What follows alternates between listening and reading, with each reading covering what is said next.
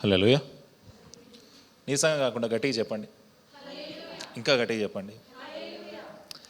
గల్తీలకు రాసిన పత్రిక 6వ అధ్యాయము, గల్తీలకు రాసిన పత్రిక 6వ అధ్యాయము 2 నుంచి 5 వచనాల వరకు చదువుదాం. 2వ వచనం నుంచి 5వ వచనం వరకు చదువుదాం. 6వ అధ్యాయము 2వ వచనం నుంచి 5వ వచనం వరకు అందరు చదవాలి.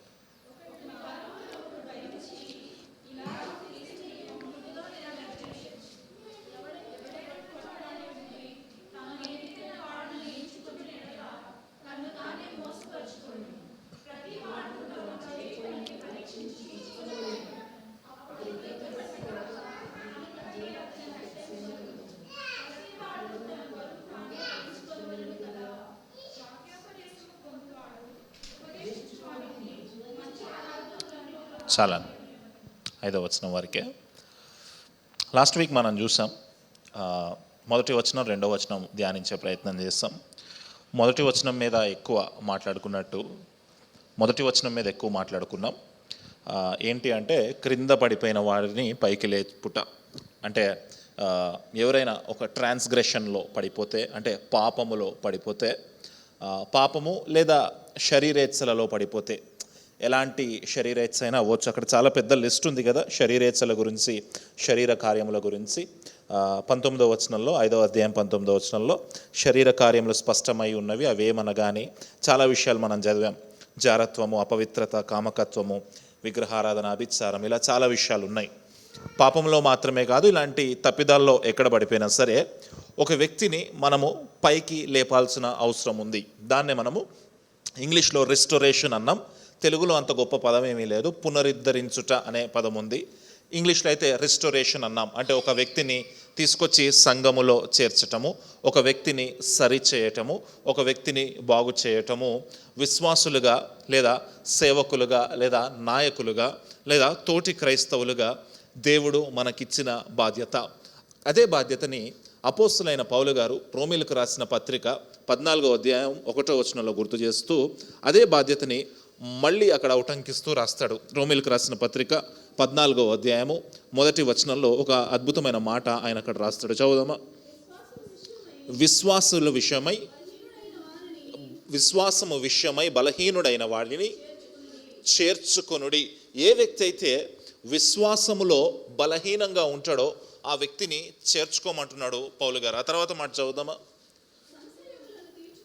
సంశయములను తీర్చుటకు వాదములను.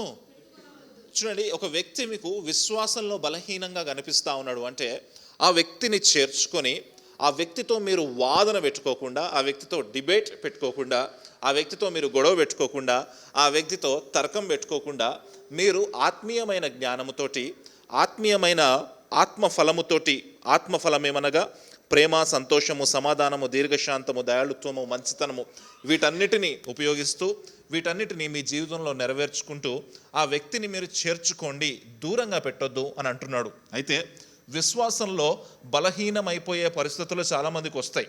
ఉదాహరణకి పరిస్థితులను బట్టి విశ్వాసంలో బలహీనమవుతారు, లేదా తమకొచ్చిన శ్రమను బట్టి బలహీనమవుతారు, తమకొచ్చిన అనారోగ్యాన్ని బట్టి విశ్వాసంలో బలహీనమవుతారు.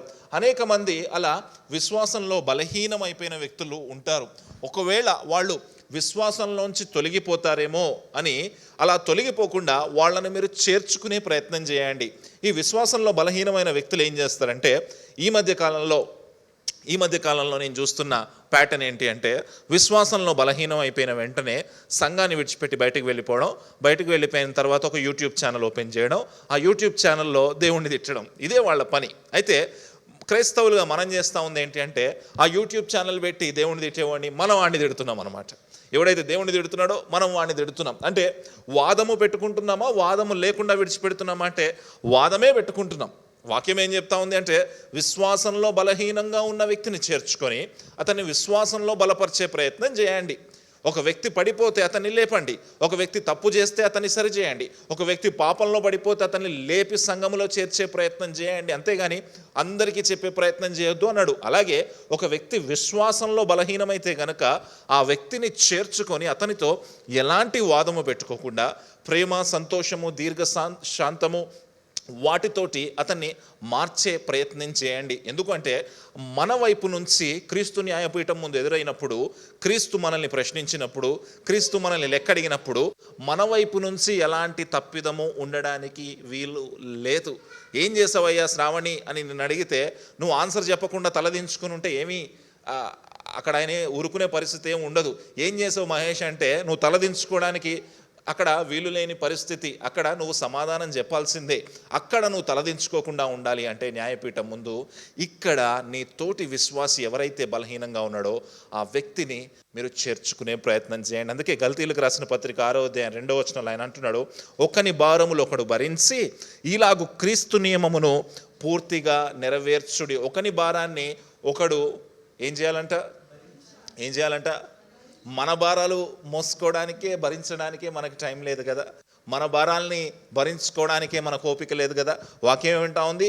ఇతరుల భారాన్ని కూడా భరించాలంట, పక్క విశ్వాసి యొక్క భారాన్ని కూడా భరించాలి అంట. అంటే దాని అర్థం ఏంటి అంటే పక్క విశ్వాసికి ఒకవేళ ప్రార్థన అవసరత అయితే ప్రార్థన చేయటం, ఒకవేళ పక్క విశ్వాసి విశ్వాసంలోంచి తొలగిపోతే అతన్ని విశ్వాసంలో బలపరచటం, ఒకవేళ పక్కనున్న విశ్వాసి బలహీనం అవుతూ ఉంటే కనుక అతన్ని బలపరచడం, ఒకవేళ పక్కనున్న విశ్వాసి అనారోగ్యం పాలైతే అతని కోసం ప్రార్థన చేయటం, ఒకవేళ పక్కనున్న విశ్వాసి విశ్వాసంలో బలహీనం అవుతూ ఉంటాయి కనుక వాళ్ళని కౌన్సిల్ చేయటం. ఇదే వేరే వాళ్ళ భారాన్ని మోయడం అంటే వాళ్ళకున్న అప్పులు మనం మోయటం, వాళ్ళకున్న తలకాయ నొప్పులు మనం మోయటం, వాళ్ళకున్న గొడవలు మనం, ఇది కాదు భారం మోయటం అంటే.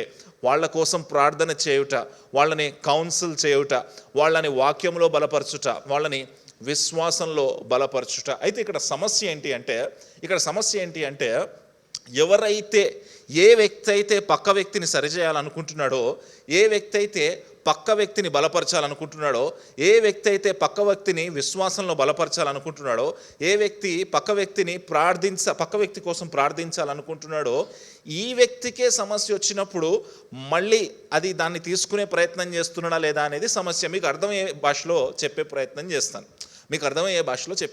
చేస్తాను.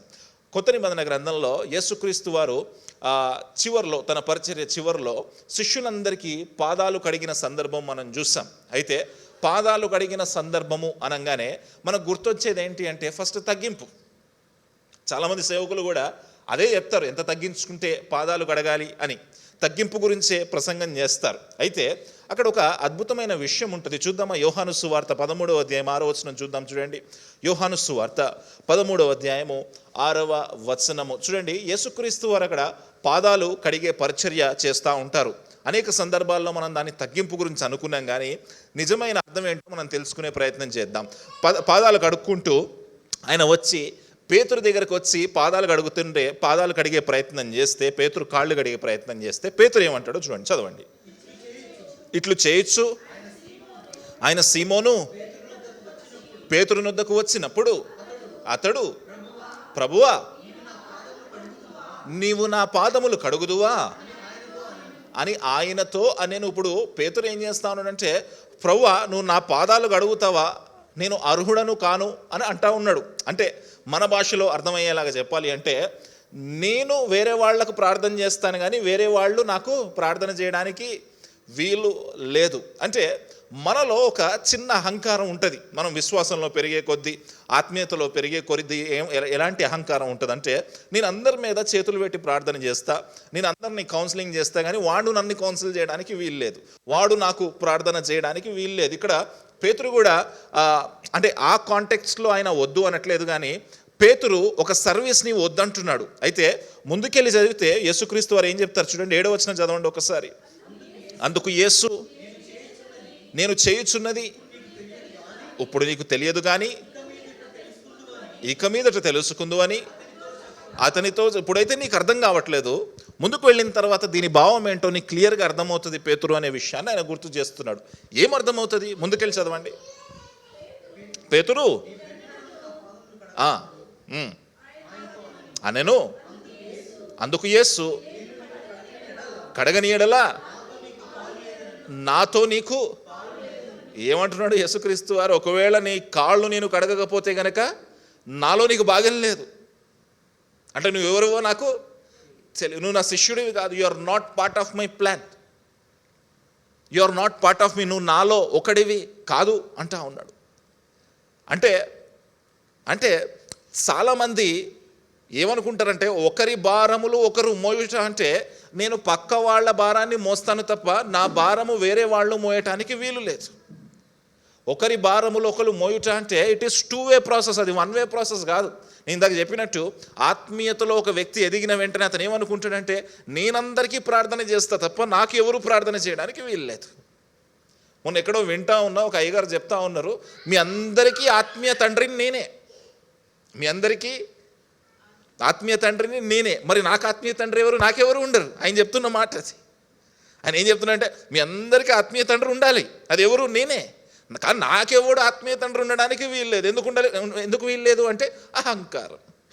నా మీద ఒకడు ఉండడానికి వీలు లేదు, నా తల మీద ఒకడు ఉండడానికి వీలు. నేను మీ అందరికీ ప్రార్థన చేస్తా కానీ నాకు ఒకరు ప్రార్థన చేయడానికి వీలేదు. ఎందుకంటే అహంకారం. నేను మీ అందరినీ కౌన్సిల్ చేస్తా కానీ నన్ను ఒకళ్ళు కౌన్సిల్ చేయడానికి వీల్లేదు. నేను మీ అందరికీ మెంటర్గా ఉంటాను, నేను మీ అందరికీ మంచి మాటలు చెప్తాను, కానీ నాకు ఒకళ్ళు మంచి మాట చెప్పడము వీలు లేదు. కానీ యేసుక్రీస్తు వారు ఏమంటా ఉన్నాడు, ఒకవేళ నేను ఇది చేయకపోతే, నీ కాళ్ళు నీ పాదాల కడిగే పరిచర్య నేను చేయకపోతే మన ఇద్దరిలో భాగము లేదు, నువ్వు నాలో భాగం కాదు అంటా ఉన్నాడు. It is a 2-way process. కానీ విచారకరమైన విషయం ఏంటంటే అనేక మంది 1-side ప్రాసెస్ వైపే చూస్తూ ఉంటారు. నేనే ఆత్మీయుడను, నేనే ఆత్మీయురాలిని, నేను అందరి భారాల్ని మోస్తూ ఉంటాను, నేను అందరి కొరకు ప్రార్థన చేస్తూ ఉంటాను, నేను అందరినీ ఆత్మీయతలో బలపరుస్తూ ఉంటాను, నేను అందరినీ కౌన్సిలింగ్ చేస్తూ ఉంటాను, నేను అందరికీ మెంటర్గా ఉంటాను. అదే సమస్య, ఆత్మీయమైన గర్వం. అదే యేసుక్రీస్తు వారు అంటా ఉన్నారు, నేను ఇది చేయకపోతే నాలో నీకు పాలి లేదు, భాగము లేదు. ముందుకు వెళ్ళి చదవండి, అద్భుతమైన మాట ఉంటుంది, తర్వాత మాట చదవండి. చదవాలి. ప్రభువా, నా పాదములు మాత్రమే కాక నా చేతులు నా తల కూడా కడుగుమని ఆయనతో చెప్పెను. యేసు అతని చూచి స్నానము చేసిన వాడు పాదములు తప్ప ఏదియు.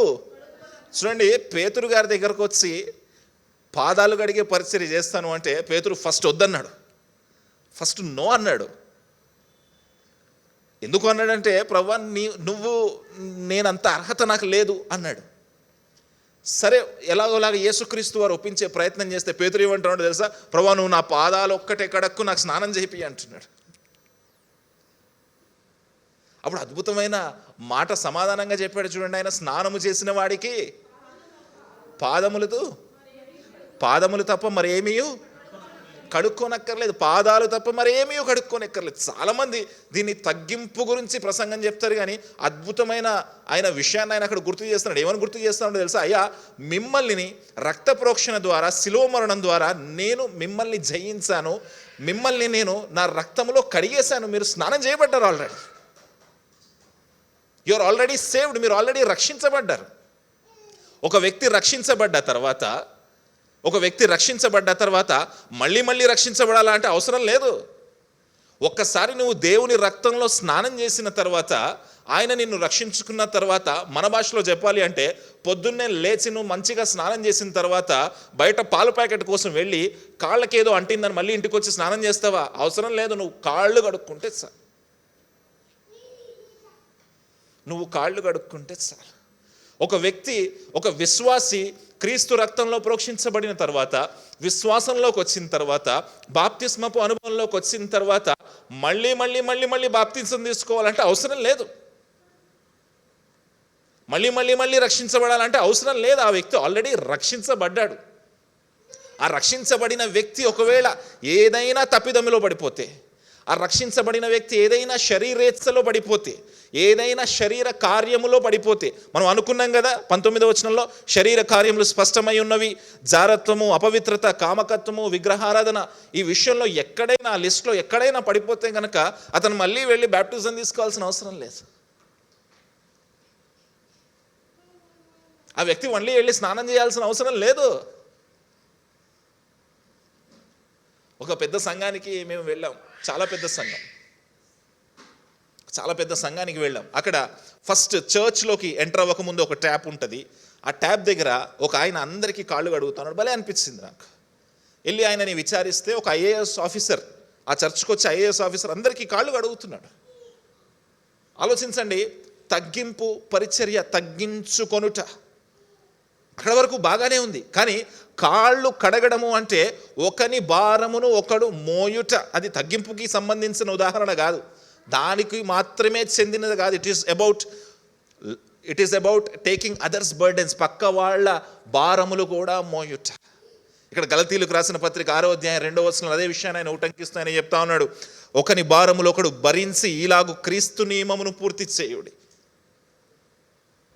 అక్కడ సింబాలిక్గా ఆయన ఏదో కాళ్ళు కడిగి ఉండొచ్చు. ఇప్పుడు మనం కూడా చాలామంది కాళ్ళు కడుగుతూ ఉంటాం, అనేక మంది మనకు కూడా కడిగే ప్రయత్నం చేస్తారు. And it is not about humility, అది తగ్గింపుకు చెందిన ప్రసంగం కానే కాదు, అది తగ్గింపు గురించి కానే కాదు. అందులో తగ్గింపు ఉండొచ్చేమో, కానీ తగ్గింపు వైపుకు మాత్రమే చూడడానికి వీలేదు. అదేంటి అంటే, ఒక వ్యక్తి నీ తోటి సహోదరుడు పాపంలో పడిపోతే గనక అతన్ని నువ్వు తీర్పు తీర్చకుండా, అతన్ని నువ్వు వెలివేయకుండా, అతన్ని నువ్వు దూరం పెట్టకుండా, అతన్ని విశ్వాసంలోంచి తొలగిపోకుండా నువ్వు సంఘములో చేర్చి అతని పాదాలు కడుగుట అంటే అతని పాపములను క్షమించి అతన్ని మళ్ళీ సంఘములో చేర్చుట. ఒకవేళ ఒక సహోదరుడు నీ పట్ల పాపం చేస్తే గనక, మత్తయి సువార్త 18వ అధ్యాయం 10వ వచనం అనుకుంటా, మనం లాస్ట్ వీక్ చదివాం, ఇప్పుడు చదవక్కర్లేదు. ఒకవేళ ఒక సహోదరుడు నీకు వ్యతిరేకంగా పాపం చేస్తే, వేరే వాళ్ళకు వ్యతిరేకం కాదు, నీకు వ్యతిరేకంగా పాపం చేస్తే ఫస్ట్ ఇలా అతన్ని గద్దించమన్నాడు. అదే పాదాలు కడిగే పరిచర్య. పాదాలు కడిగే పరిచర్య. భయంకరమైన పరిస్థితి ఏంటి అంటే అనేక మంది తీర్పులు ఎలా ఉంటాయి అంటే, అనేక మంది ఎలాంటి తీర్పులు తీరుస్తారంటే, ఫలానా విశ్వాసి పడిపోయాడంటే, ఫలానా విశ్వాసి ఫలానా పాపంలో పడిపోయాడంటే వాడికి ఇక నరకానికి వెళ్ళిపోతాడు. వీడు డిసైడ్ చేసేస్తాడు ఇక్కడ, వీడు చెప్పేస్తాడు ఇక్కడ. తోటి విశ్వాసి కావచ్చు, సేవకుడు కావచ్చు, ఇంకెవడైనా కావచ్చు, వీడు చెప్పేస్తాడు ఇక్కడ. కానీ దేవాతి దేవుడు తన పరిచర్య చివరి దినాల్లో ఉటంకిస్తూ చెప్పిన మాట, ఒక వ్యక్తి స్నానం చేసిన తర్వాత మళ్ళీ స్నానం చేయాల్సిన అవసరం లేదు. ఒక వ్యక్తి రక్షించబడిన తర్వాత మళ్ళీ రక్షించబడాల్సిన అవసరం లేదు. ఒకవేళ అతని పాదాలకి ఏదైనా మట్టి అంటుకుంటే, ఒకవేళ అతని పాదాలకి ఏదైనా తప్పిదం అంటుకుంటే, ఒకవేళ అతని పాదాలకి ఏదైనా పాపం అంటుకుంటే, ఆ పాదాలు కడుక్కుంటే చాలు. అదే ఒకరి భారములు ఒకరు మోయుట. గలతీలకు రాసిన పత్రిక 6వ అధ్యాయం 2వ వచనం, ఒకని భారములు ఒకరు మోయుట. అలా మోసినప్పుడు ఏమవుతుందంట, ఇలాగూ మనము క్రీస్తు నియమమును పూర్తిగా నెరవేరుస్తాం. లాస్ట్ వీక్ చెప్పాను మీకు, మనం క్రీస్తు నియమాన్ని ఎలా నెరవేర్చాలి. మనం క్రీస్తు నియమాన్ని నెరవేరుస్తాం అంటే ఎలా నెరవేరుస్తాం అంటే, ప్రేమతో, సంతోషముతో, దీర్ఘశాంతముతో, దయాళుత్వముతో. సమస్య ఏంటి అంటే, నీ తోటి సహోదరుడో లేదా నీ శత్రువు నీ కళ్ళెదురుగా పాపం చేస్తే, నీ కళ్ళెదురుగా పడిపోతే, నీ కళ్ళెదురుగా తప్పిదంలోకి వెళ్ళిపోతే నీకు ప్రేమ గుర్తురాదు, నీకు సంతోషం గుర్తురాదు, దయాళుత్వం గుర్తురాదు, దీర్ఘశాంతం గుర్తురాదు. నీకు ఫస్ట్ ఫేస్బుక్కో యూట్యూబో గుర్తొస్తుంది, లేదా ఫస్ట్ వాట్సాపో ఫోన్ కాలో గుర్తొస్తుంది. అందరికీ చెప్పాలి కదా. అది శరీరులు చేసే పని. సంగమా దేవుడు మాట్లాడుతున్నాడు, ఆత్మీయులు చేసే పని అది కాదు. ఆత్మీయులు కాళ్ళు గడిగే పరిచర్యను ఎన్నుకుంటారు, శరీరులు కాళ్ళను నరికే పరిచర్యను ఎన్నుకుంటారు. నీ పరిచర్య ఏంటో, నువ్వు ఏ వైపు ఉన్నావో ఆ ప్రశ్నే నిన్ను డిసైడ్ చేస్తుంది. కాళ్ళు గడుగుతున్నావా, కాళ్ళు నరికేస్తా ఉన్నావా? ఆ వ్యక్తి ఇంకెప్పటికీ నడవలేకుండా, పడిపోయిన వ్యక్తిని ఇంకెప్పటికీ నడవలేకుండా కాళ్ళు నరికేస్తా ఉన్నావా? ప్రశ్న. అందుకే అదే యోహాను సువార్త 13వ అధ్యాయం 14వ వచనంలో ఈ పాదాలు గడిగే పరిచర్య గురించి ఆయన ఒక అద్భుతమైన మాట చెప్తాడు. చూడండి, 13వ అధ్యాయం 14వ వచనం చదువుదాం ఒకసారి. 13వ అధ్యాయం 14వ వచనం. కాబట్టి ప్రభువును నేను మీ పాదములు కడిగిన ఎడల మీరు ఒకరి పాదములు ఒకరు కడుక్కోవాల్సిందే. నేను ఎలా అయితే కడిగానో మీరు అలాగే పాదాలు కడగాలి. మీరు ఇంకొకరి పాదాలు కడగలగా అట్లనట్లే ఆయన ఒకని పాదములు ఒకళ్ళు కడుక్కొనుట. నీ పాదం వాళ్ళు కడగాలి, వాళ్ళ పాదం నువ్వు కడగాలి. నువ్వు పక్క వాళ్ళని క్షమించాలి, వాళ్ళు నిన్ను క్షమించాలి. నువ్వు పక్క వాళ్ళకు ప్రార్థన చేయాలి, వాళ్ళు నీకు ప్రార్థన చేయాలి. మీకు ఇందాక చెప్పాను, సమస్య ఏంటి అంటే, నేను ఎంత ఆత్మీయుడంటే, నాలో ఎంత గర్వం ఉంటుందంటే, నేనందరికీ ప్రార్థన చేస్తా తప్ప నాకెవరు ప్రార్థన చేయడానికి వీలు లేదు. ఎందుకంటే నేను పాస్టర్ని కాబట్టి.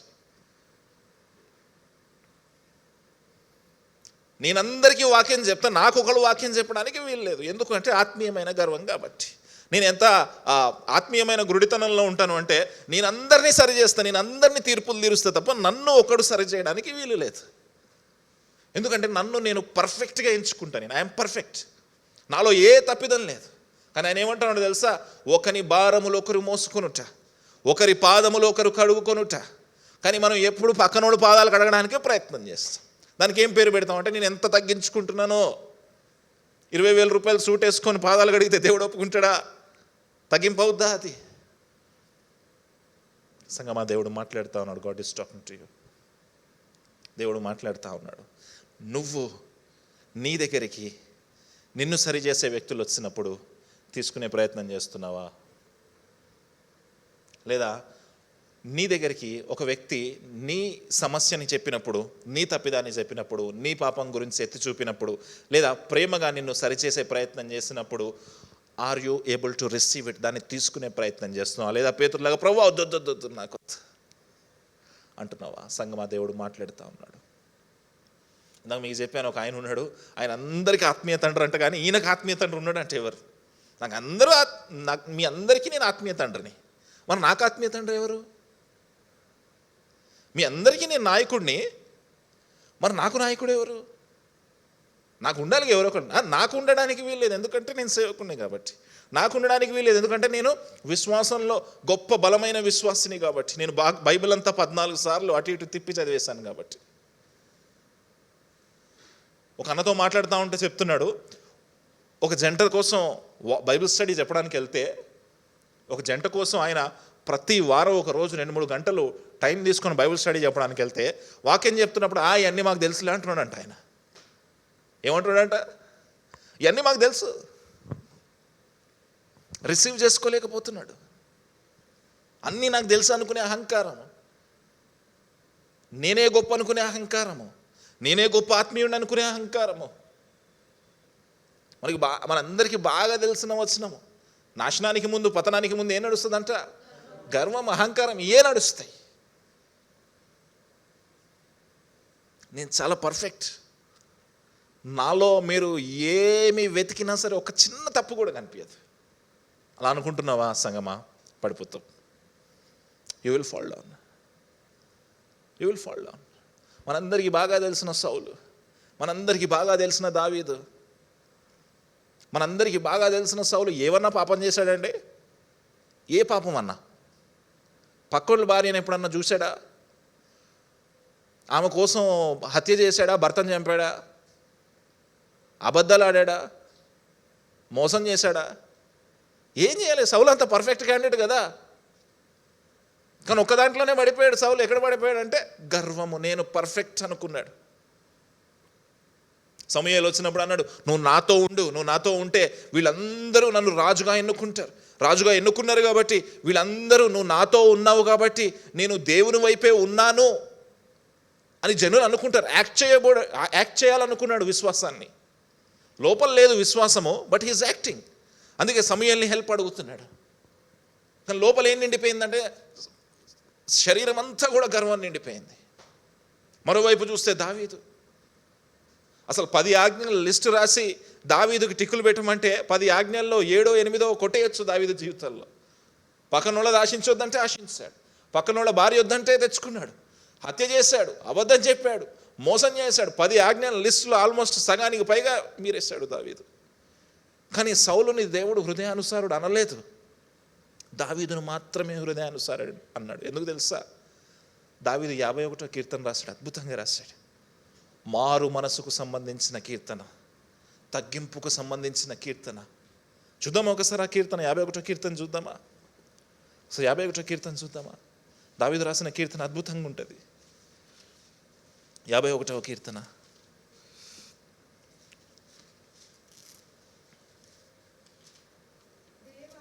పైన టైటిల్ ఏమైనా ఉందా అండి?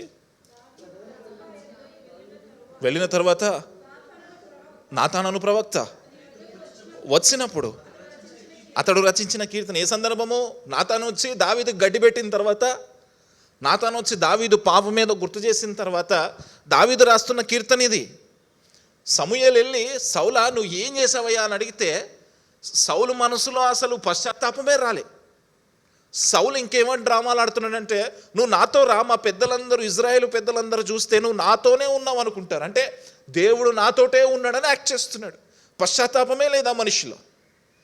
కానీ దావీదు అన్ని పాపాలు చేసినప్పటికీ, అంత పడిపోయినప్పటికీ నాతాను ప్రవక్త వచ్చి గద్దించిన తర్వాత అద్భుతమైన కీర్తన రాస్తున్నాడు. చదువుదామా? 51వ అధ్యాయం మొదటి వచనం చదవండి.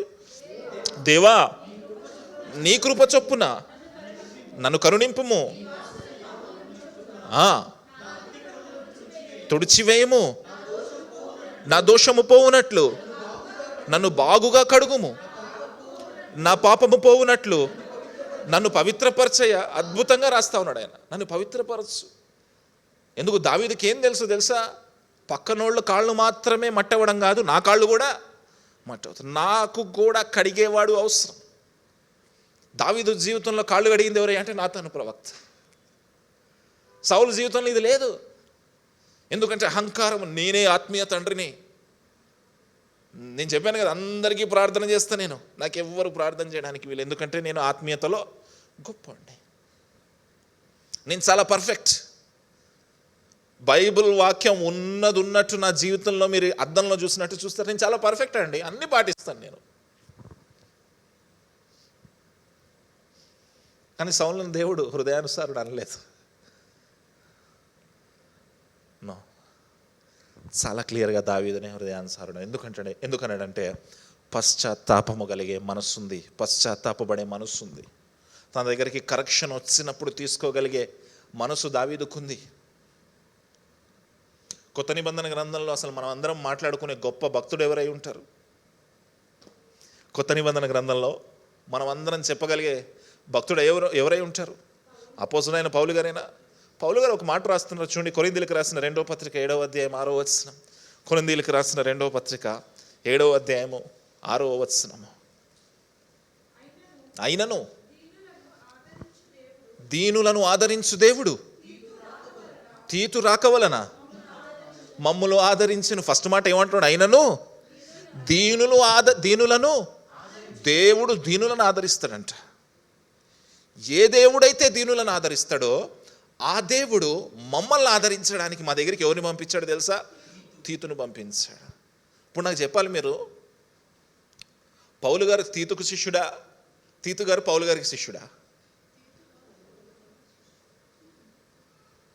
సరే, ఎవరు ఎక్కువ వాళ్ళిద్దరిలో?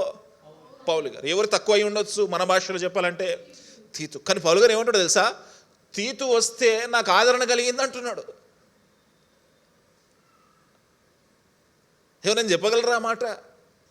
ఎవరైనా? దేవుడు నన్ను తీతు ద్వారా ఆదరించాడు అంటున్నాడు. తీతు ఎవరు? పౌలు గారి శిష్యుడు. శిష్యుడు వచ్చి గురువును ఆదరిస్తున్నాడంట. పౌలు గారి ఆత్మీయతలో ఎంత తగ్గించుకున్నాడంటే, పౌలు గారి జీవితంలో ఒక సందర్భంలో ఆదరణ అవసరమైంది. ఏ కష్టంలో ఉన్నాడో, ఏ శ్రమలో ఉన్నాడో, ఏ ఇబ్బందులు ఉన్నాడో మనకు తెలియదు. ఒక సందర్భంలో అతనికి ఆదరణ అవసరమైంది. ఆదరణ అవసరమైనప్పుడు పౌలు గారు తనకంటే ఎక్కువ వయసు ఉన్నవారిని, తనకంటే ఎక్కువ అనుభవం ఉన్నవారిని, తనకంటే ఎక్కువ చర్చలు కట్టిన వాళ్ళని, తనకంటే పెద్ద సంఘం ఉన్నోళ్ళని, తనకంటే పెద్ద పాస్టర్ని చూసుకోలేనా? ఆయన ఏమంటాడు తెలుసా? నా శిష్యుడు వల్ల నాకు ఆదరణ కలిగింది. పౌలు గారికి ఏం తెలుసా? దావీదులాగా కాళ్ళు కడగడము తెలుసు, కాళ్ళు కడిగించుకోవడము తెలుసు. పౌలు గారికి ఇతరుల భారాన్ని మోయడం తెలుసు. తనకి ఇబ్బంది వచ్చినప్పుడు తన భారాన్ని కూడా ఇతరులు మోసేలాగా చేయడం తెలుసు. పౌలు గారికి ప్రార్థన చేయడం తెలుసు, ప్రార్థన చేయించుకోవడం కూడా తెలుసు. పౌలు గారికి కౌన్సిలింగ్ చేయడం తెలుసు, కౌన్సిలింగ్ చేయించుకోవడం కూడా తెలుసు. పౌలు గారికి మెంటోర్ చేయడం తెలుసు, అలాగే పౌలు గారికి మెంటర్షిప్ కింద ఉండడం కూడా తెలుసు. ఆలోచించండి, పౌలు గారే అంత గొప్ప భక్తుడే అంత గొప్ప మాట చెప్తుంటే మనుషులుగా మనం ఏమంటున్నామండి? నాకు ప్రార్థన అవసరంలే, నాకు ఆదరణ అవసరంలే, దేవుడు నన్ను ఆదరించేస్తాడు, నాకు ఈ పిల్ల బచ్చాల చేత ఆదరణ అవసరంలే. వాడేవాడు? తీతుకు నా శిష్యుడాడు. నేను అన్నం పెడితే అన్నం తిన్నాడు, నేను వాక్యం చెప్తే నేర్చుకున్నాడు. మా చర్చలో పెరిగిన బచ్చాగాడు, వాడి దగ్గర నేను ఆదరణ పొందడం ఏంటి? ఇది మనం నేర్చుకునే సంస్కృతి, ఇది మనం ఆలోచించే ఆలోచన. కానీ పౌలు లాంటి భక్తుడు చెప్తా ఉన్నాడు, తీతు వలన నాకు ఆదరణ కలిగింది. ఒకరి భారములు ఒకరు మోసుకొనుట, ఒకరి పాదములు ఒకరు కడుగుకొనుట, విశ్వాసంలో ముందుకి సాగుట. వచ్చేద్దాం గల్తీలకు రాసిన పత్రిక 6వ అధ్యాయం వెనక్కి వచ్చేద్దాం. 3వ వచనం నుంచి చదువుదాం. అందరు చదవాలి. ఎవడైనాను వట్టివాడై ఉండి తాను ఎన్నికైన వాడనని ఎంచుకొనిన ఎడల తన్ను తానే మోసపరుచుకొను. ఎవడైతే అనుకున్న దానికంటే ఎక్కువ ఎంచుకుంటాడో వాడి గురించి వాడు తన్ను తానే మోసపరుచుకో. నేను చెప్పాను కదా మీకు, నేను పర్ఫెక్ట్, నాలో ఏ లోపాలు లేవు. నేను ఇంటర్నేషనల్ స్పీకర్. నేను వస్తుంటే ఒక 10 మంది బౌన్సర్స్ ఉండాలి పక్కన. వాక్యం ఏం చెప్తా ఉంది? ఎవడైనాను వట్టివాడై ఉండి, మనం అందరం వట్టివాళ్ళై ఉన్నాం అంట. We are nothing. ఇంగ్లీష్లో అయితే నథింగ్ అనే మాట, వీఆర్ నథింగ్. ఎవరు రాస్తున్నారు ఈ మాట? అంత గొప్ప పరిచర్య చేసిన పౌలు గారు, అన్ని సంఘాలు కట్టిన పౌలు గారు, బైబిల్లో 14 పుస్తకాలు రాసిన పౌలు గారు ఏమంటున్నాడు? ఎవడైనాను వట్టివాడై ఉన్న ఎడల, అందులో ఆయనను కూడా ఇంక్లూడ్ చేసుకుంటున్నాడు. నేను కూడా నథింగ్. ఒకవేళ నన్ను గురించి నేను ఎక్కువ చెప్పుకుంటున్నాను అనుకో, నా గురించి నేను ఎక్కువ గొప్పలు పోతున్నాను అనుకో, నా గురించి నేను ఎక్కువ ఎచ్చులు మాట్లాడుతున్నాను అనుకో, నన్ను నేనే మోసం చేసుకుంటున్నట్టు. మీకు మళ్ళీ చెప్పాను ఇందాక, అందరికీ ప్రార్థన చేస్తాను కానీ నాకు ప్రార్థన అవసరం. ఎందుకు? నేను ఆత్మీయంలో బలంగా ఉన్నా. నేను అసలు పడిపోను. I'm very perfect. చాలామంది చెప్తారు, నేను నా ఇంటిగ్రిటీ ఎలా ఉంటుంది తెలుసా? అసలు నా ఇంటిగ్రిటీ అంటే తెలుగులో ఏమంటామో దాన్ని, ఇంటిగ్రిటీని తెలుగులో ఏమంటామో మరి, ఇంటిగ్రిటీ ఎలా ఉంటుందో తెలుసా? నేను ఎంత న్యాయబద్ధంగా ఉంటానో తెలుసా అంటారు. అతని గురించి అతను ఎక్కువగా ఊహించుకొనుట. ఒకళ్ళు నువ్వు ఊహించుకుంటున్నావేమో నీ గురించి ఎక్కువగా. నువ్వు ఊహించుకుంటున్నావేమో, నీ పేర్ల కింద ట్యాగులు తగిలించుకుంటున్నావేమో, నీ పేర్ల పక్కన ఆ డాక్టర్ అవి లేకపోతే నువ్వు ఊరుకోవట్లేదేమో, షాల్వ వేయకపోతే రానంటున్నావేమో, ఫలానా ఇస్తే కానీ రానంటున్నావేమో. దేవుడు మాట్లాడుతున్నాడు. God is talking to you. మనమందరము నథింగ్, మనమందరము జీరో. కానీ మనుషులంట ఊహించుకుంటారంట ఎక్కువగా. మనుషులంట వారిని వారు మోసపరుచుకుంటారంట. ఎట్లా మోసపరుచుకునంటే వాళ్ళ ఆత్మీయ స్థితి గురించి ఎక్కువగా ఊహించుకొని.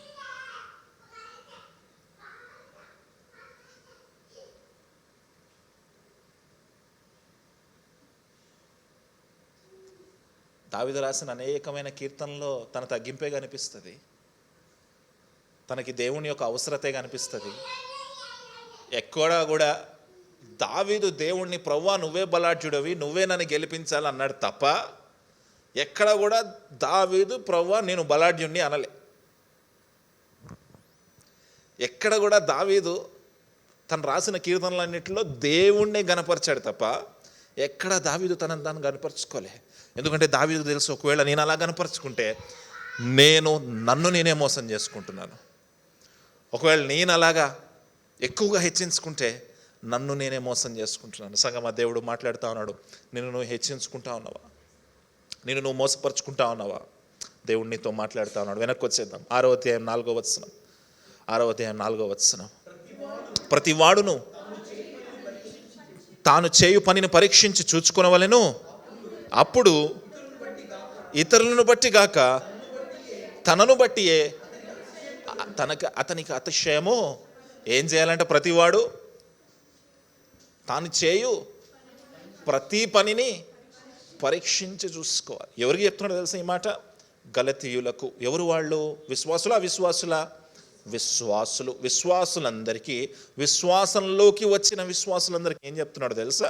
మొదటి మాట ఏం చెప్పాడంటే, మీ సహోదరుడు ఎవరైనా పడిపోతే పైకి లేపండి అయ్యా, ప్రేమతో లేపండి. మీరు ఒకరి భారములు ఒకరు మోసుకోండి, పక్కవాడి భారం నువ్వు మోస్తే నీ భారం పక్కవాడు మోయాలి. పక్కవారికి నువ్వు ప్రార్థన చేస్తే నీకు పక్కవాళ్ళు ప్రార్థన చేయాలి. పక్క వాళ్ళని నువ్వు సరి చేస్తే నువ్వు ఆ సరి చేయబడ్డానికి సిద్ధంగా ఉండాలి. ఇవన్నీ చెప్తూనే ఆయన ఏమంటుండో తెలుసా, అవన్నీ ఓకే, కానీ ఫస్ట్ నువ్వేం చేస్తున్నావు, నీ క్రియలు ఏంటి అనేది ఫస్ట్ నిన్ను నువ్వు చెక్ చేసుకో. Check yourself. ఎందుకు అంటే ఒకవేళ నిన్ను నువ్వు హెచ్చించుకొని మోసపోతావేమో, నిన్ను నువ్వు హెచ్చించుకొని పడిపోతావేమో, అందరికీ ప్రార్థన చేసి నీ జీవితంలో ప్రార్థన ఉండదేమో. అందరికీ ప్రార్థన చేస్తున్నావు కానీ నీ జీవితంలో ప్రార్థన ఉండదేమో. అందరినీ సరి చేస్తున్నావు కానీ నిన్ను నువ్వు సరి చేసుకోవట్లేదేమో.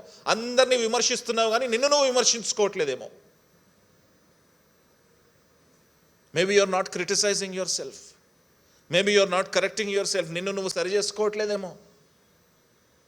చాలా బిజీ అయిపోయామో అందరినీ సరి చేసే పనిలో.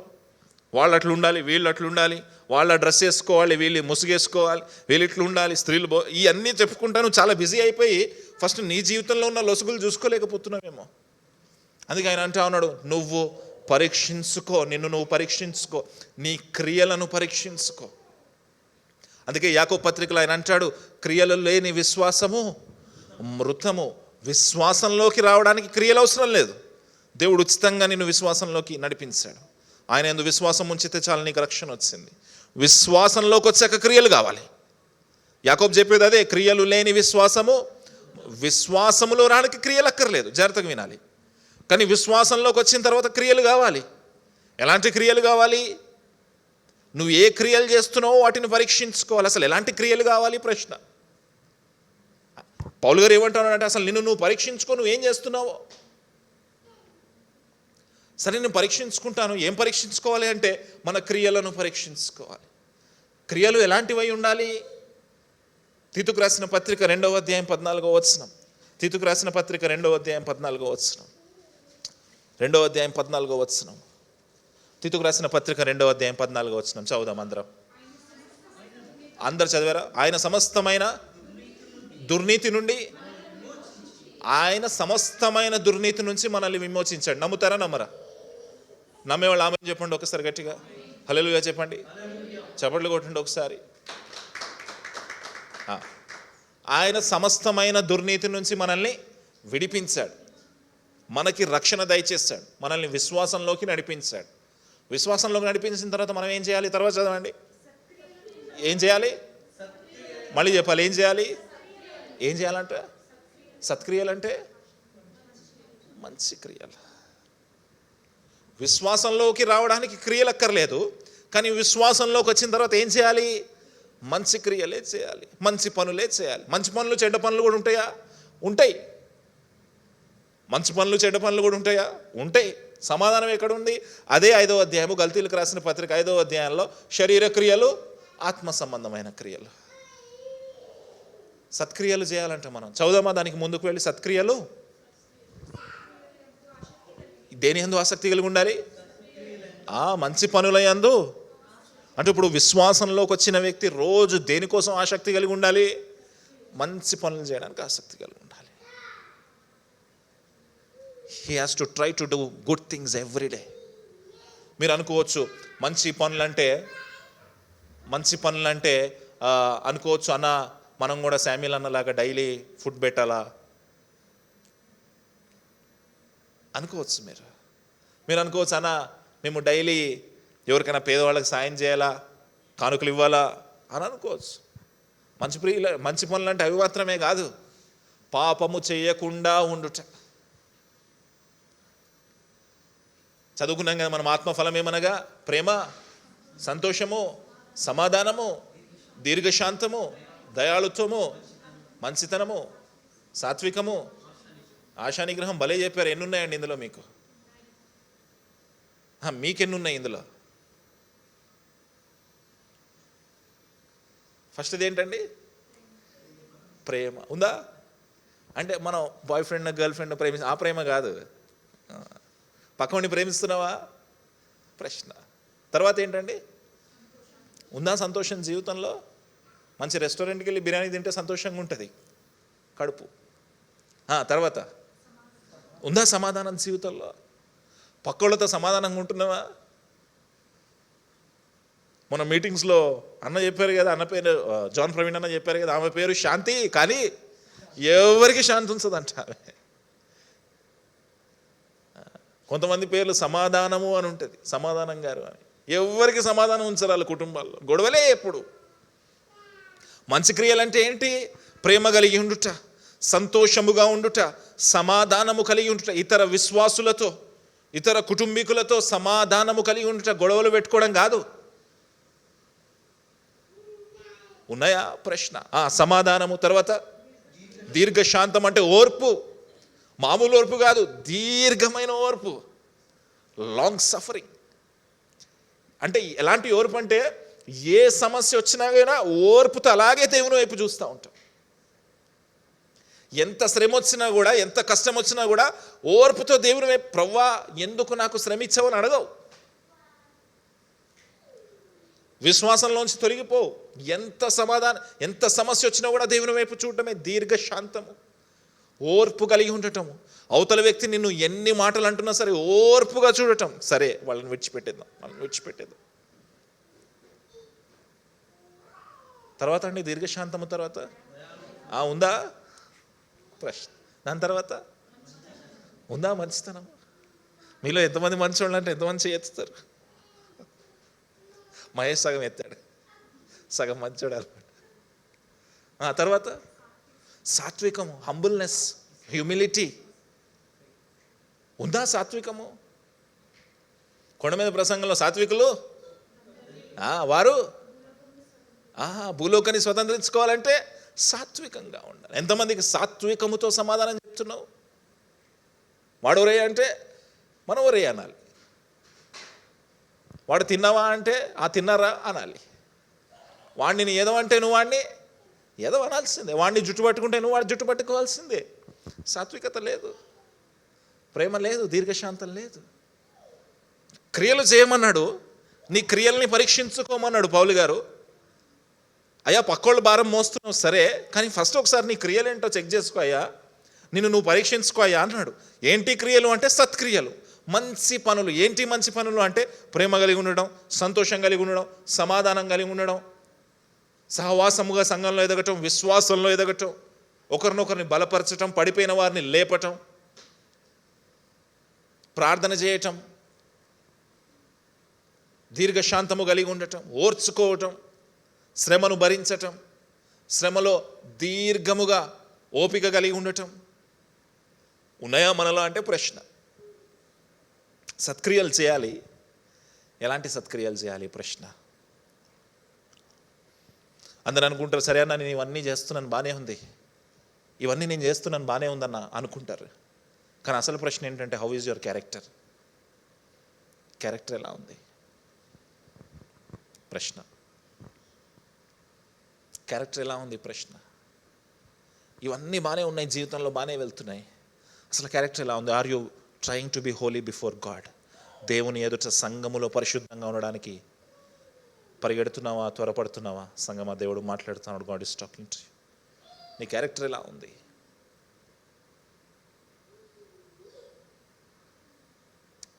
చాలామందికి ఉన్న సమస్య ఏంటి తెలుసా?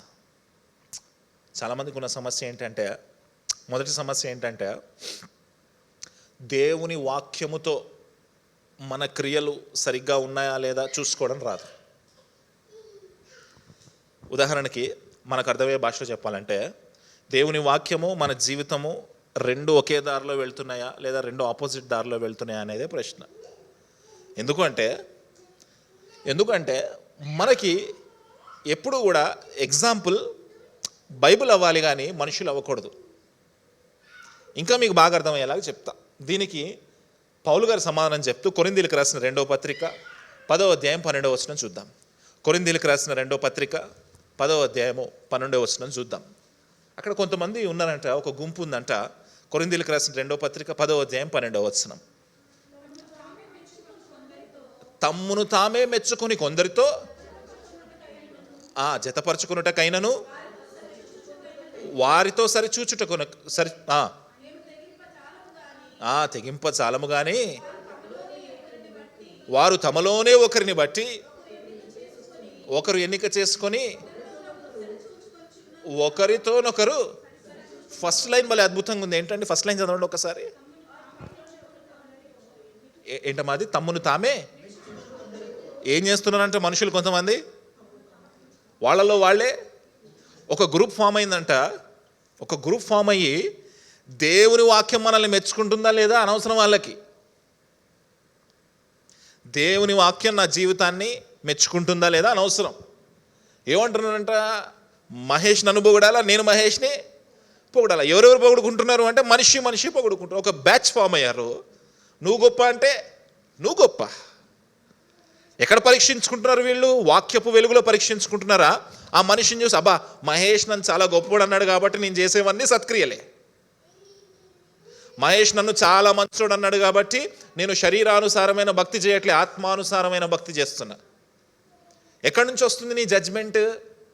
ఎక్కడి నుంచి వస్తుంది నీ ఆలోచన? ఎక్కడి నుంచి వస్తుంది నీ ఇన్ఫ్లుయెన్స్ అంటే మనుషుల దగ్గర నుంచి వస్తుంది. ఏం చేస్తారంటే వీళ్ళు ఒకళ్ళనొకళ్ళు మెచ్చుకుంటారంట. వీళ్ళే బ్యాచ్ ఫామ్ అయ్యి, ఇప్పుడు నేను మహేష్ని మెచ్చుకుంటున్నాను అనుకోండి, అసలు నేనెంత దరిద్రుడో నాకు తెలియదు కదా, మహేష్ కూడా తెలియదు కదా. మహేష్ నన్ను మెచ్చుకుంటున్నాడు, మహేష్ ఎంత దరిద్రుడో నాకు తెలియదు కదా. కానీ మేమిద్దరం మెచ్చుకుంటున్నాం కాబట్టి మేమిద్దరం సన్మానాలు చేసుకుంటున్నాం కదా, అబ్బా ఎంత గొప్పగా ఉందా అనిపిస్తుంది. ఒకరినొకరు మెచ్చుకుంటున్నారంట. తర్వాత మాట చదవండి. ఒకరినొకరు మెచ్చుకొనొచ్చు.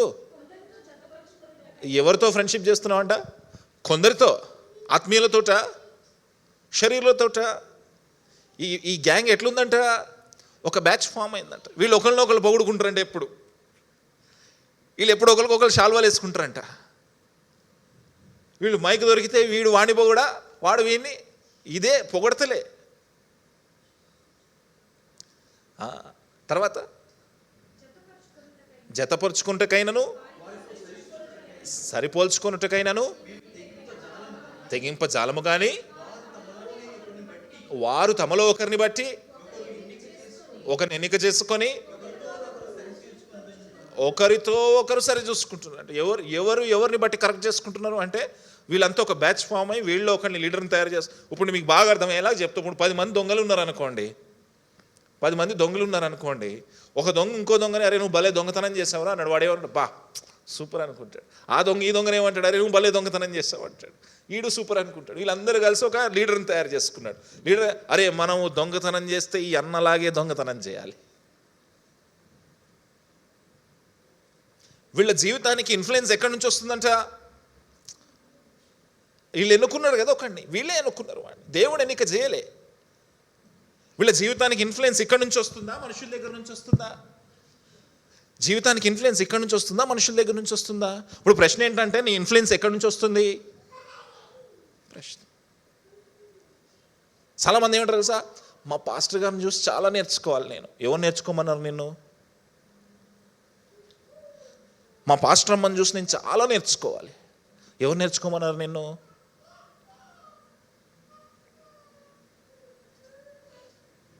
సంగమా దేవుడు మాట్లాడుతూ ఉన్నాడు. God is talking to. నీ క్రియలను సరి చూసుకోవాలి. నీ క్రియలు ఎలాంటి క్రియలై ఉండాలంటే మంచి క్రియలై ఉండాలి, సత్క్రియలై ఉండాలి. ఈ సత్క్రియలను నువ్వు సరి చూసుకునేటప్పుడు నువ్వు వాక్యం దగ్గరికి, దేవుని దగ్గరికి వెళ్ళాలి తప్ప మనుషుల వైపు చూడటానికి వెళ్ళలేదు. మనతో సమస్య ఏంటి అంటే మనం పక్కన వాళ్ళని చూస్తాం. మనతో సమస్య ఏంటి అంటే పలానా వ్యక్తి ఆ పాపం చేస్తున్నాడు కాబట్టి నేను కూడా చేయొచ్చు అనుకుంటాం. మనతో ఒక అద్భుతమైన సమస్య ఉంటుంది. ఏంటో తెలుసా? యేసుక్రీస్తు వారు ఆరోహణం అవ్వక ముందు పేతురుని పిలిచి, పేతురు నువ్వు ఎట్లా చనిపోతావు నీకు తెలుసా అని అడుగుతాడు. పేతురు అంటే చెప్పు ప్రభువా అంటాడు. నువ్వు ముసలోడు అయిపోయాక పలానా జరుగుద్దని ఒక ప్రవచనం చెప్తారు యేసుక్రీస్తు వారు. అక్కడ పేతురు జీవితంలో జరిగే విషయాన్ని చెప్తాడు. పేతురు ఏం చేస్తాడు తెలుసా? చదవండి. యోహాను సువార్త 21వ అధ్యాయం 21వ వచనం చూడండి. యోహాను సువార్త 21వ అధ్యాయం 21వ వచనం చూడండి. పేతురు ఏం చేస్తాడో చూడండి. పేతురు అతన్ని చూసి, ఒకరిని చూశాడంట పేతురు. ఆగుదాం ఇక్కడ ఒకసారి చూడండి. నన్ను యేసుక్రీస్తు వారు పేతురుకి ఏం చెప్పారు? నువ్వు ఎలా చనిపోతావో చెప్పారు. అక్కడతో ఆగిపోవాలా? పేతురు ఒక అతన్ని చూశాడంటే, అతను ఎవరో తెలుసా? యోహాను అట్లా వెళ్తున్నాడండి. ఇటు చూడండి, నన్ను అందరు ఇటు చూడాలి. ఇప్పుడు నేను ఎలా చనిపోతానో దేవుడు నాకు చెప్పాడు. ఇప్పుడు నేను ఏం చేయాలి? ప్రభువా ఓహో ఇదా అని దాని గురించి డిస్కస్ చేయాలి. కానీ ఇక్కడ నుంచి ఎవరు వెళ్తున్నారు? యోహాను వెళ్తున్నాడు. పేతురు ఏం క్వశ్చన్ అడిగాడు చూడండి, ప్రభువా ఏంటంట, ఏమంటున్నాడంట, ఈ యోహాను వెళ్తున్నాడు కదా, ఈ యోహాను ఎట్లా చనిపోతాడో చెప్పయ్యా అన్నాడంట. మనకి ఏం కావాలి తెలుసా? పక్కన వాళ్ళది కావాలి ఎప్పుడు. ఆయన క్రియలను సరి చేసుకోమంటున్నాడు. క్రియలు ఎలాంటి క్రియలై ఉండాలి చెప్పాలి నాకు? మంచి క్రియలై ఉండాలి. ఆ మంచి క్రియలను నువ్వు సరి చూసుకోవడానికి మనుషులను ప్రామాణికంగా తీసుకోవడానికి వీలు లేదు. దేవుడు పేతురుకి చెప్పాడు, యేసుక్రీస్తు వారు పేతురుకి చెప్పాడు, అయ్యా నువ్వు ఇట్లా చనిపోతావు అని. పేతురు ఏం చేయాలి? దానికోసం సిద్ధపడాలి, ప్రార్థన చేయాలి, తనలో ఏదన్నా లోపాలు ఉంటే సరి చేసుకోవాలి, తను ఎలా ప్రణాళికను ముందు దేవుడిచ్చిన పరిచర్యను ఎలా ముందుకు తీసుకెళ్లాలో చూసుకోవాలి తప్ప ఏమంటే తెలుసా, ఈ యోహాను గడు ఎట్లా చచ్చిపోతాడు చెప్పయ్యా అంటున్నాడు. మనం కూడా అంతే. యేసుక్రీస్తు వారు భలే సమానం చెప్తారు చూడండి అక్కడ. యేసు నేను వచ్చు వరకు అతడుండుట నాకు ఇష్టమైతే అది నీకెందుకు అన్నాడు. సింపుల్గా నీకెందుకురా భయ అన్నాడు. ఇప్పుడు చెప్పండి, మన ఇన్ఫ్లుయెన్స్ ఎక్కడి నుంచి వస్తుంది? సత్క్రియలు అనే దానికి ఎగ్జాంపుల్ ఎక్కడి నుంచి వస్తుంది మనకి? ఆ వ్యక్తి అది చేస్తున్నాడు కాబట్టి, ఆ వ్యక్తి మనల్ని మంచోడు అన్నాడు కాబట్టి. చాలామంది సమస్య ఇదే, మనం మనుషుల వైపు చూస్తాం, వాక్యం వైపు చూడట్లేదు. సంగమా, ఒకవేళ నీ సత్క్రియలను పరీక్షించుకునే అవకాశం ఉంటే, ఒకవేళ నీ సత్క్రియలను సరి చేసుకునే అవకాశం ఉంటే, నువ్వు వాక్యం వైపు మాత్రమే చూడాలి. నీ జీవితం వాక్యముతో ప్యారలల్గా వెళ్ళాలి. నీ జీవితం దేవుని వైపు మాత్రమే చూడాలి, మనుషుల వైపు చూడటానికి వీలు లేదు. వాళ్ళ వైపు చూసావా, మీ ఇద్దరు ఒకళ్ళనొకళ్ళు పొగుడుకొని, మీ ఇద్దరు ఒకళ్ళనొకళ్ళు పొంగు చేసుకోవడమే తప్ప you will not find any solution there. సత్క్రియలను చూచుకొనుట రెండో విషయం.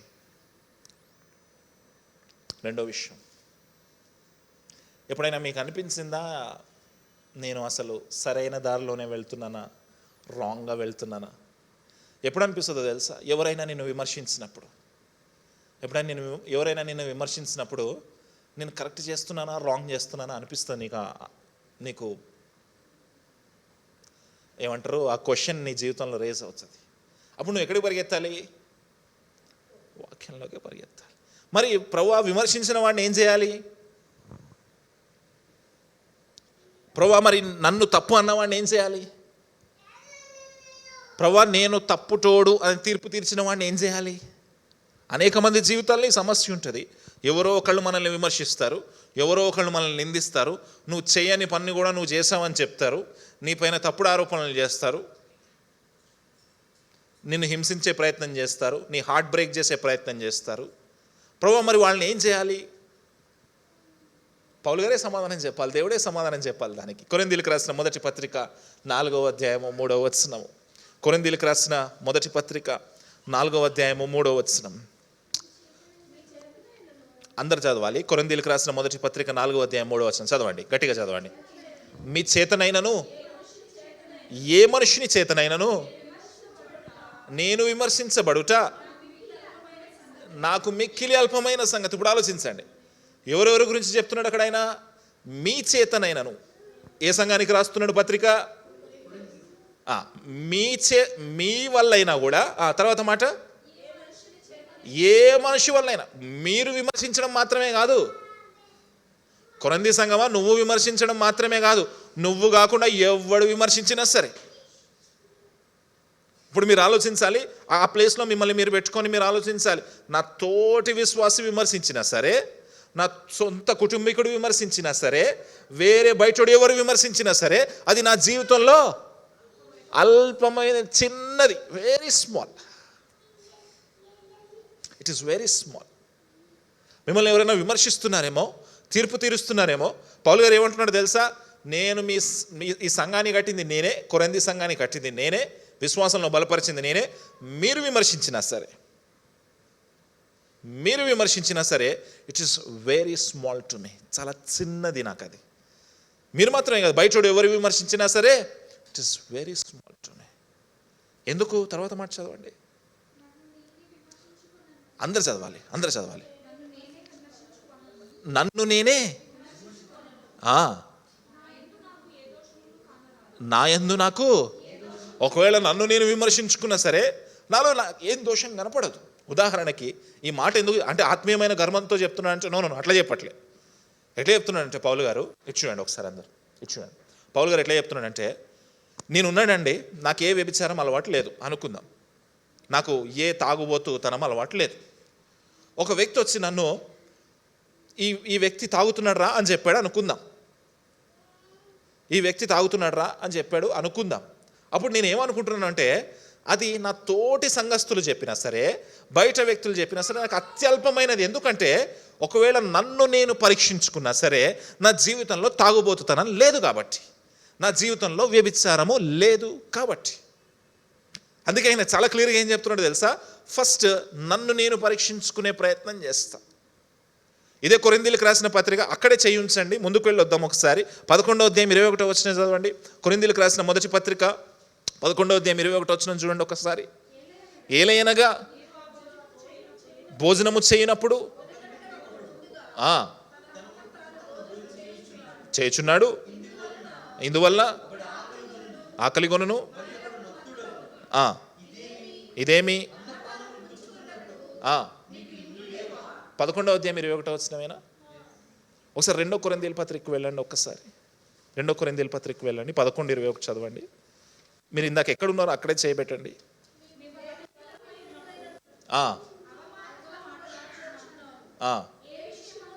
ఏ విషయమందు ధైర్యం కలిగి ఉన్నాడో ఆ విషయమందు ఒక మాట ఉంటుంది, అది వచనం మిస్ అయినట్టుంది, క్షమించాలి. ఏంటి అంటే పౌలు గారు ఏం చెప్తాడంటే, నన్ను నేనే తీర్పు తీర్చుకునే ప్రయత్నం చేస్తా అంటాడు. I will judge my self first. ఆయనకు మనకు మాదిరిగా ఏం చెప్తానంటే, నన్ను నేను తీర్పు తీర్చుకుంటా. అలా నన్ను నేను తీర్పు తీర్చుకున్నప్పుడు నాలో ఏ దోషం కనపడినప్పుడు అవతల వ్యక్తి వచ్చి నన్ను తాగుబోతంటే ఏంటి, నన్ను వ్యభిచారంటే ఏంటి, నన్ను పేర్లు పెట్టి పిలిస్తే ఏంటి, ఎందుకంటే నేను అది కాదు కాబట్టి. అంత మాత్రమే కాదు, నా దేవుడికి సత్యమేంటో తెలుసు కాబట్టి. మన జీవితాన్ని పరీక్షించుకోవాలి. పరీక్షించుకున్నప్పుడు మనల్ని మనం తీర్పు తీర్చుకోవాలి, మనల్ని మనం విమర్శ చేసుకోవాలి. మనల్ని మనం విమర్శ చేసుకున్నప్పుడు మనలో ఏ దోషం కనపడినప్పుడు you don't have to worry about criticism. నువ్వు ఇతరులు నిన్ను క్రిటిసైజ్ చేస్తున్నారు, విమర్శిస్తున్నారు అనే విషయం అసలు నువ్వు మర్చిపోవచ్చు. నీ మైండ్లో ఉండడానికి కూడా వీల్లేదు, వదిలేయచ్చు వాళ్ళని. చాలా అల్పమైనది అంటున్నాడు ఆయన. ఎవరు విమర్శించినా సరే, బయటోడు విమర్శించినప్పుడే కాదు, సొంతోళ్ళు విమర్శించినా సరే అది అల్పమైనది. మనకు సమస్య ఏంటంటే, ఇంట్లో వాళ్ళు ఏదైనా విమర్శిస్తే బేరని ఏడుస్తాం. నీకు తెలుసు నువ్వు అది కాదని. ముందుకు వెళ్ళి చదవండి అదే మాట, వెనక్కి వచ్చేసేయండి. 4వ అధ్యాయం 3 నుంచి 4వ వచనం నుంచి చదవండి. 4వ అధ్యాయం 4వ వచనం నుంచి. నా యందు నాకు ఏ దోషము కానరాదు, అయినను ఇందువలన నీతిమంతునిగా ఎంచబడతాను అంటున్నాడా, బడను అంటున్నాడా? చూడండి, నన్ను నేను పరీక్షించుకుంటాను, నాలో ఏ తప్పు కనపడలేదు, అయినా సరే I'm not perfect. I'm not perfect. ఎందుకు తెలుసా? నీతి ఎక్కడి నుంచి రావాలి? నాకు రావాలి. ఆయన ఏమంటున్నా తెలుసా? నాలో ఏ పాపం లేదు. మీరు వేలెత్తి చూపించడానికి ఏ దోషం లేదు నాలో. నేను చెక్ చేసుకున్నా సరే నాలో ఏ పాపం కనపడదు. మీరు చెక్ చేసినా సరే ఏ పాపం, అయినప్పటికీ నేను నీతిమంతుడను. I am imperfect being. నేను పాపిని, నేను కొదువై ఉన్నాను. నా రక్షణ దేవుని చేతిలో ఉంది. నేను నా క్రియల వల్ల నేను రక్షణ పొందుకోలేను, ఆయనే ఇవ్వాలి నాకు. నేను నీతిమంతుడినే కాదు, ఎందుకంటే నీతి ఆయనే ఇవ్వాలి. ఇప్పుడు ఆలోచించండి, మనం చాలా పర్ఫెక్ట్ అయితే, మన జీవితంలో ఏ దోషం లేకపోతే మనం సౌలైపోతాం. మనం సౌలులాగా బిహేవ్ చేస్తాం. సౌలుకి కజిన్ బ్రదర్ లాగా బిహేవ్ చేస్తాం మనం. సౌలు ఎంత పర్ఫెక్ట్గా ఉన్నాడో మనం కూడా అంతకంటే పర్ఫెక్ట్గా యాక్టింగ్ చేస్తాం మనం. సౌలు అయిపోయి దావీదుని చంపడానికి పరిగెడతా ఉంటాం రోజు. నేను చాలా పర్ఫెక్ట్ కాబట్టి ఈ దావీదు గాడిని చంపుతాం. ఇది మన సమస్య. కానీ పౌలు లాంటి ఏమంటాడు, నాలో ఏ నీతి. తర్వాత వచ్చిన చదవండి, అద్భుతంగా ఉంటుంది. ఇక్కడ అసలు ప్రశ్న ఉంది. ఏంటి తెలుసా? సరే, నిన్ను విమర్శించిన వాళ్ళ సంగతి ఏంటి? నిన్ను విమర్శించారు సరే, నువ్వు సైలెంట్గా ఉన్నావు సరే, నువ్వు వెతుక్కున్నావు, పరీక్షించుకున్నావు సరే, నీలో ఏ దోషం కనపడలేదు సరే, నిన్ను నువ్వు నీతిమంతుడివి కాదని తగ్గించుకున్నావు సరే, మరి నిన్ను విమర్శించిన వాళ్ళ పరిస్థితి ఏంటి? చదువు. నన్ను విమర్శించువాడు ప్రభువే, కాబట్టి సమయము రాక మునుపు అనగా ప్రభువు వచ్చు వరకు దేని గూర్చి తీర్పు తీర్చకుడి. నిన్ను విమర్శించాడు, నువ్వు తిరిగి విమర్శించకు. నిన్ను తీర్పు తీర్చాడు, నువ్వు తిరిగి తీర్పు తీర్చకు. నిన్ను దొంగ అన్నాడు, నువ్వు తిరిగి, నిన్ను మోసగాడు అన్నాడు, నువ్వు తిరిగి అనకు. ఎప్పటి వరకు అనుకో అంటే ప్రభువు వచ్చు వరకు.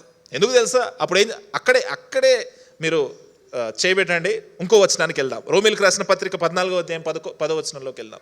రోమీలకు రాసిన పత్రిక 14వ అధ్యాయం 10వ వచనం. అక్కడే ఆగండి, ముందుకు వెళ్దాం. రోమీలకు రాసిన పత్రిక 14వ అధ్యాయం 10వ వచనంలోకి వెళ్దాం. నీ సహోదరునికి తీర్పు తీర్చనేలా? నీ సహోదరుని ఏం చెప్తున్నాడు? అసలు నీ సహోదరునికి నువ్వు తీర్పు తీర్చొద్దయ్యా అంటున్నాడు.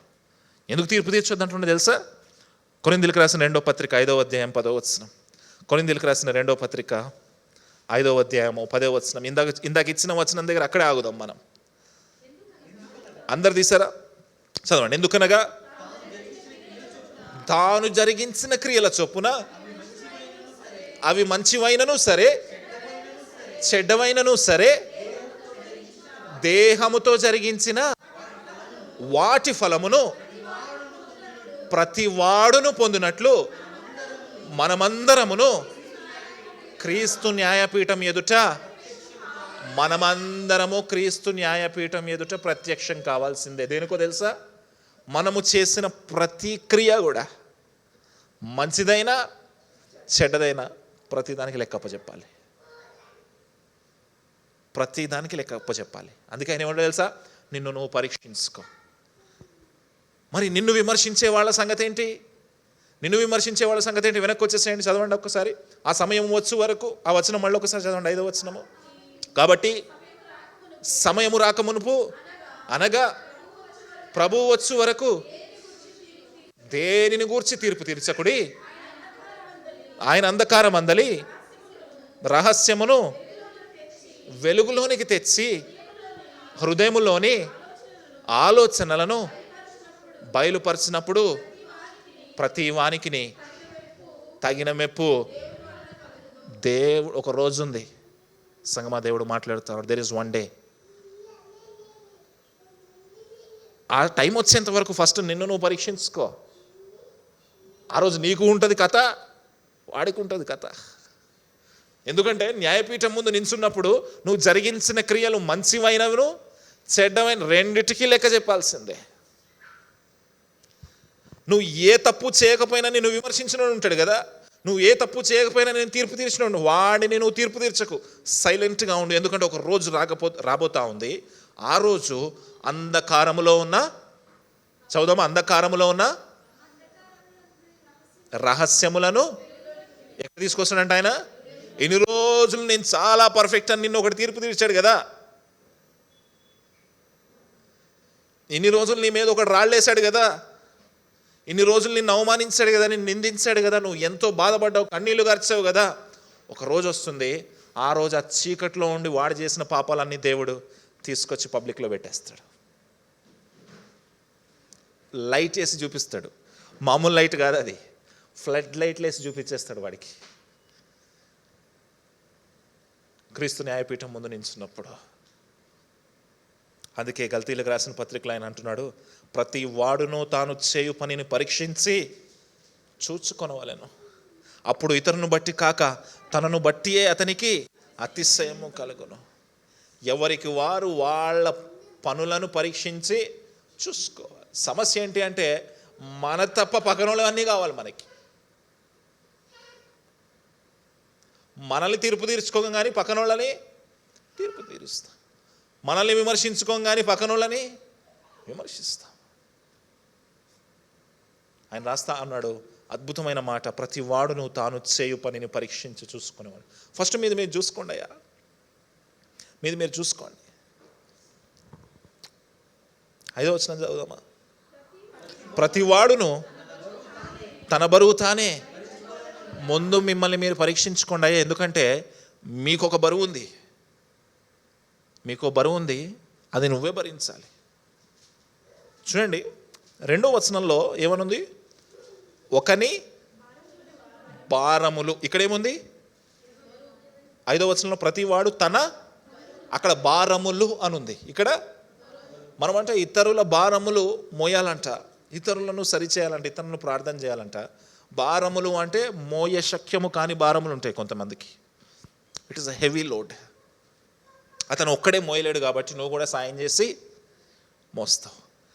భారము వేరు, బరువు వేరు. ఇక్కడ బరువు అంటే ఏంటో తెలుసా? ఇక్కడ గ్రీకు పదంలో రాయబడిన అసలు మాట ఏంటంటే, అక్కడ రాయబడిన మాట ఏంటంటే అసలు మొయ్యలేని భారము. ఇక్కడ బరువు అనే పదానికి అర్థం ఏంటి అంటే నువ్వు మొయ్యగలిగే బరువు ఒకటి ఉంటుంది. అంటే మనం టూర్కి వెళ్ళేటప్పుడు ఒక బ్యాగ్ తగిలించుకుంటాం కదా, బ్యాక్ ప్యాక్ అంటాం కదా, అదే బరువు. అది నువ్వు మోయగలవు. ఫస్ట్ దాని సంగతి చూసుకో. నీ మీదే బరువు ఉంది, నీ బరువే నువ్వు మోయలేకపోతున్నావు అనుకో, నువ్వే కరెక్ట్గా లేవు, నువ్వే పరీక్షించుకోవట్లేదు నీ జీవితాన్ని, నీ జీవితంలోనే పాపం మేలుతుంది, పాపము నాయకుడిగా ఉంది. కానీ నువ్వేమంటున్నావంట? నేను పక్కనోని సరి చేస్తా, పక్కనోని విమర్శిస్తా, పక్కనోని తీర్పు తీరుస్తా. నువ్వు అనుకున్నా, వాడు అనుకున్నా సరే, ఎవరు అనుకున్నా సరే ఒక రోజు రాబోతా ఉంది. ఆ రోజు రహస్యమందున్న ప్రతి అతిక్రమమును ఆయన వెలుగులోనికి తీసుకొస్తాడు. నువ్వు తీర్పు తీర్చినా, వాళ్ళు నిన్ను తీర్పు తీర్చినా సరే, వెయిట్ ఫర్ దట్ డే. అప్పటి వరకు నీ బరువు సంగతి చూసుకో. నువ్వు వేసుకున్నావు ఒక బ్యాగ్, ఆఫీస్కి ల్యాప్టాప్ బ్యాగ్ వేసుకెళ్తావు, ఫస్ట్ దాని సంగతి చూడు, ఫస్ట్ దాన్ని పరీక్షించుకో. పక్కోళ్ళది కూడా ఓకే, మోద్దాం, ఓకే చెయ్యాలి అది కూడా, కానీ ఫస్ట్ నిన్ను నువ్వు పరీక్షించుకో. నువ్వు మోయడానికి ఒక బరువు ఉంది. తీతుకు రాసిన పత్రిక 3వ అధ్యాయం 8వ వచనం. తీతుకు రాసిన పత్రిక 3వ అధ్యాయం 8వ వచనం. తీతుకు రాసిన పత్రిక 3వ అధ్యాయం 8వ వచనం నుంచి, ఈ మాట నమ్మదగినది గనుక దేవుని యందు విశ్వాసం ఉంచిన వారు సత్క్రియలను శ్రద్ధగా చేయుట యందు మనస్సు ఉంచునట్లు నీవి సంగతులను గూర్చి దృఢముగా చెప్పుచుండవలెనని కోరుచున్నారు. తీతు అనే పాస్టర్ గారికి పౌలు గారు చెప్తున్న మాట ఏంటా మాట? ఫస్ట్ లైన్ చదవండి ఒకసారి. కనుక దేవుని యందు విశ్వాసం ఉంచిన వారు సత్క్రియలను శ్రద్ధగా చేయాలంట. ఎట్లా చేయాలంట? ఇప్పుడు తీతు అనే పాస్టర్ గారికి పౌలు గారు చెప్తున్నా ఏమిటో తెలుసా? నీ సంఘంలో నువ్వు ఇది నేర్పి, ఎవరైతే విశ్వాసంలోకి వచ్చారో వాళ్ళు సత్క్రియలు చేయాలి, శ్రద్ధగా చేయాలి. ఈరోజు దేవుడు మనతో మాట్లాడుతూ ఉన్నాడు. We have to do good works. సత్క్రియలు చేయాలి. అనేక రకమైన సత్క్రియల గురించి చూసాం మనం. మనల్ని మనం పరీక్షించుకోవడం కోసం చూసాం మనం. సత్క్రియలు అంటే మన క్యారెక్టర్ని సెట్ చేసుకోవడం అనే విషయం కూడా తెలుసుకున్నాం. సత్క్రియలు అంటే ఇతరులని ఎంకరేజ్ చేయడం, ఇతరుల కోసం ప్రార్థన చేయడం అని కూడా చూసాం. అలాగే సత్క్రియలు అంటే వేరే వాళ్ళు మనకు ప్రార్థన చేస్తున్నప్పుడు కూడా యాక్సెప్ట్ చేసే విధానాన్ని మనం చూస్తాం. మరి నిజంగా సత్క్రియలు చేయడానికి శ్రద్ధ కలిగి ఉన్నావా అనేది ప్రశ్న. Are you ready to do good things? ఏ సంఘం అయితే సత్క్రియలు చేస్తుందో, శ్రద్ధ కలిగి చేస్తుందో, ఆ సంఘాన్ని ఎవడు విడిదీలేడండి. ఎవడు విడిదీలేడు. క్యాస్ట్ కూడా విడిదీలేదు ఆ సంఘాన్ని. ఎవ్వరు విడిదీలేదు. సమస్య ఏంటి అంటే సంఘములో సత్క్రియలు చేయటం నేర్పించట్లేదు. ఎందుకంటే మాకే రావు కాబట్టి. నించున్నోడే చేయట్లేదు, కూర్చున్నోళ్ళు ఇంకేం చేస్తారు? నించున్నోళ్ళే నేర్పించట్లేదు, కూర్చున్నోళ్ళు ఇంకేం నేర్చుకుంటారు? అందుకే అనేక సందర్భాల్లో మిమ్మల్ని సికింద్రాబాద్ అన్న ఫుడ్ లైన్ దగ్గర తీసుకొని వెళ్తే ఎందుకు తెలుసా? You will learn. అనేక సందర్భాల్లో మిమ్మల్ని ఒకరిని పిక్ చేసుకొని మిషన్ ట్రిప్కి తీసుకెళ్తే ఎందుకు తెలుసా? మీరు నేర్చుకుంటారు కాబట్టి. ఒక వ్యక్తిని తీసుకెళ్ళినప్పుడు నాది ఒక ఖర్చు అయితే ఇంకో వ్యక్తిది కూడా అంతే ఖర్చు అవుతుందా? అంతే భారం అవుతుందా? ఆ భారాన్ని భరించి కూడా తీసుకొని వెళ్తే ఎందుకు తెలుసా? నేర్చుకోవాలి. నేర్చుకుంటున్నావా? నేర్పిస్తున్నారా? ప్రశ్న. అలా మనందరము నేర్చుకుందాము గాక. చెప్పండి, సత్క్రియలు నేర్చుకుందాము గాక. మనల్ని మనం పరీక్షించుకుందాము గాక. మనము పరీక్షించుకునే క్రమము దేవుని వైపే చూద్దాము గాక. మనుషుల వైపు చూడటానికి వీల్లేదు. అలాగ మనం జీవించదుము గాక. దేవుడి వాక్యాన్ని దీవించును గాక. ఆమేన్. గట్టిగా ఆమేన్ చెప్దామా? లేచి నిలబడదాం, ప్రార్థన చేద్దాం. లేచి నిలబడదాం, చివరి ప్రార్థన చేద్దాం. పరిశుద్ధుడా మీకు స్తోత్రాలు, బలవంతుడా మీకు స్తోత్రాలు. ఈ రాత్రికాల సమయంలో నాయన మమ్మల్ని మేము పరీక్షించుకునే నాయన భాగ్యాన్ని మీరు మాకు దయచేసినందుకు వందనాలు. వాక్యము ద్వారా మీరు నేర్పించిన విధానానికి వందనాలు అయ్యా. మేము బలపడుతూనే ఇతరులని బలపరచుదుము కాక తండ్రి. మేము సత్క్రియల యందు నైనా శ్రద్ధ కలిగి నైనా చేయదుము గాక తండ్రి. నైనా మీ క్రియల యందు, నైనా మీ ప్రేమ యందు, మీ దయాళుత్వం యందు, నైనా మీ దీర్ఘశాంతం యందు, నైనా మీ సమాధానం అందు మేము ఉన్నతముగా వర్ధిల్లుదుము గాక తండ్రి. అట్టి కృపాధన్యత మాకు దయచేయండి. చేరవచ్చిన ప్రతి బిడ్డను మీరు జ్ఞాపకం చేసుకోండి నైనా. వారి జీవితాల్లో మీరు ఫలభరితంగా ఉండండి తండ్రి. నైనా వారిని వర్ధిల్లింపచేయండి. వారు చేస్తా ఉన్న చేతు పనుల్లో మీరు తోడుగా ఉండి నైనా ఫలింపచేయండి, ఆశీర్వదించండి అయ్యా. బలపరచండి, స్థిరపరచండి, కృప చూపించండి నైనా. సాయం చేయండి నైనా. మాలో ఏ నీతి లేదు నైనా. మాలో మమ్మల్ని మేము పరీక్షించుకున్నప్పుడు తండ్రి నైనా బహుశా అంతా కరెక్ట్గా కనిపిస్తూ ఉందేమో, కానీ మాలో ఏ నీతి లేదు తండ్రి. మీరు మాత్రమే మాకు నీతి ఇవ్వాలి నైనా. ఆ నీతికి కర్తవు నీవే తండ్రి. నైనా నిత్యము ఆ నీతికి పాత్రులుగా మమ్మల్ని చేయండి. నిత్యము మీ కృపకు పాత్రులుగా మమ్మల్ని చేయండి. బలపరచండి, స్థిరపరచండి, కృప చూపించమని నజరేయుడైన యేసుక్రీస్తు నామములో అడుగుచూ వేడుకుంటున్నాం తండ్రి. మన తండ్రి అయిన దేవుని ప్రేమ, కుమారుడైన క్రీస్తు కృప, పరిశుద్ధాత్మ దేవుని సహవాసము తోడు చేరి వచ్చిన ప్రతి బిడ్డకి, ఆయా కుటుంబాలకి ఆయన మెండుగా దయచేయును కాక. ఆమెన్. ఆమెన్. ప్రైజ్ లార్డ్ అందరికీ. Praise lord.